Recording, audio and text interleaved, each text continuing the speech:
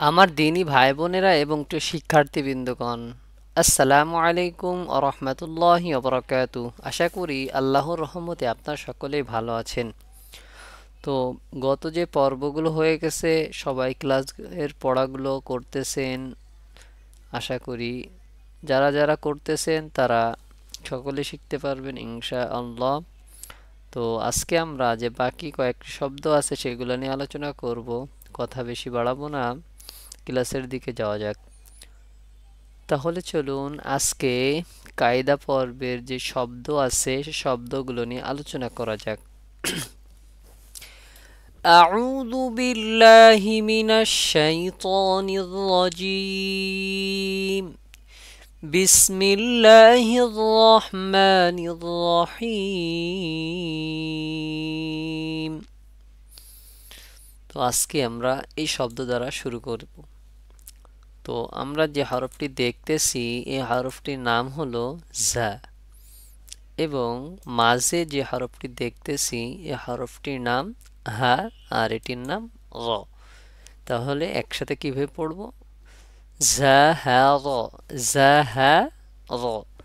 দেখেন এই যা আর এই র দেখতে এরা সেম, শুধু পার্থক্য এর নুক্তা আছে, এর নুক্তা নাই।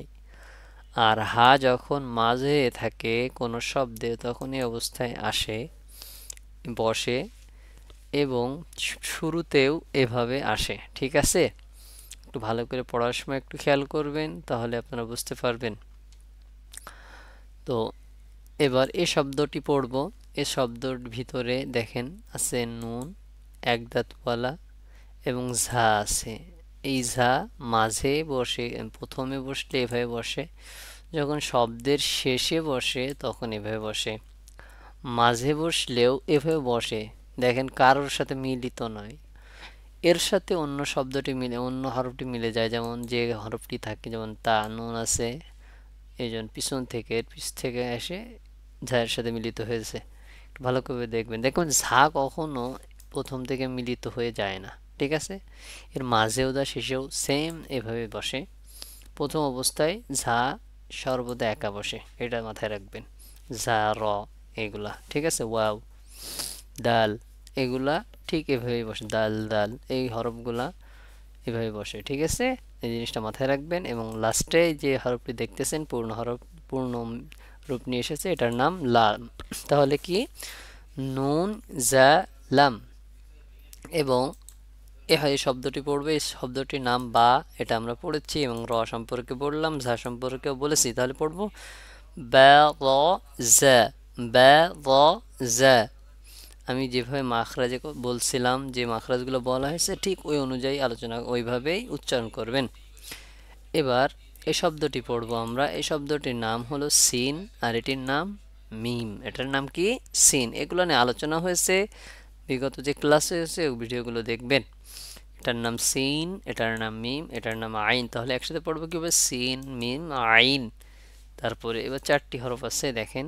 মিম, মিম যখন প্রথমে বসে তখন এভাবে বসে, তাহলে এটার নাম মিম। সিন, জিম, দাল, এগুলো নিয়ে আলোচনা হয়েছে, এগুলো নিয়ে আলোচনা হয়েছে। এখন বিগত যে ভিডিওগুলো আছে ওইগুলো একটু বারবার দেখলে আপনারা বুঝতে পারবেন। তাহলে এটার নাম মিম, এটার নাম সিম, এটার নাম জিম, এটার নাম দাল। তাহলে মিম, সিন, জিম, দাল। যে হরফ এবার এই শব্দটি পড়বো, এই শব্দটি প্রথমে আছে শিন। শিন যখন প্রথমে থাকে তখন তখন এইভাবে বসে। তাহলে এটার নাম শিন, মিম, সিন। আপনারা চেনেন এগুলা হরফ, তো আরও কিছু বলা লাগবে না। আপনার যারা ভিডিওগুলো দেখতেছেন তাদের কিছু বলা লাগবে না। তারপরেও আমি শব্দগুলো ভালোভাবে বুঝাই দিচ্ছি। এটার নাম শিন, এটার নাম র, এটার নাম আইন। তাহলে একসাথে পড়তে হবে শিন, র, আইন। তারপরে এটার নাম বা, এটার নাম শিন, এটার নাম র। তাহলে একসাথে পড়তে হবে বা, শিন, র। এটার নাম হা, এটার নাম বা, এটার নাম শিন। তাহলে কি? হা বা, হা বা, শিন। তারপর এটার নাম সদ, এটার নাম লাম, এটার নাম হা। তাহলে সদ, লাম, হা, সদ, লাম, হা। এটার নাম গাইন, এটার নাম সদ, এটার নাম বা। তাহলে গাইন, সদ, লাম, সদ, বা। এটার নাম লাম, এটার নাম সদ। আমরা মাঝে মাঝে ভুল করে বসি, লামকে কখনো কখনো আলিফ বলি। তো এই জিনিসটা আমরা একটু ঠিক করব, যে ডান দিক থেকে টান হয় সবসময় লামের, সর্বদা লামের ডান দিক থেকে টান হয়। এবং যদি আলিফ হতে হয় তাহলে বাম দিকে হয়, আলিফ বাম দিকে থাকে। ঠিক আছে, এই জিনিসটা মাথায় রাখতে হবে। এবার এই শব্দটি আমরা পড়ব। এই শব্দে এই প্রথম হরফটির নাম দদ, আর এটার নাম লাম। এ শব্দে এই হরফটির নাম হলো, দেখেন মাথা গোল, উপরে এক নুক্তা, এটার নাম ফা। এবং হরফটির নাম দদ, আর এটার নাম লাম। আর এটার নাম বা, এটার নাম আইন, আর এটার নাম দদ। তাহলে এই হরফগুলো একটু যদি আপনারা ভালোভাবে পড়েন তাহলে আপনাদের সবগুলা সুন্দরভাবে আপনারা পারবেন। তাহলে আজকে যে কয়টি হরফ নিয়ে আলোচনা করা হলো, আশা করি সবগুলো হরফ নিয়ে আপনারা ভালোভাবে পড়বেন এবং বারবার ভিডিওগুলো দেখবেন। অবশ্যই আপনারা শব্দ সম্পর্কে আপনাদের যে বিভ্রান্ত থাকে সেগুলা দূর হয়ে যাবে। তো আজকে ক্লাসে পর্যন্ত। ওমা তৌফিকি ইল্লা বিল্লাহ। আসসালামু আলাইকুম ওয়া রাহমাতুল্লাহি ওয়া বারাকাতুহু।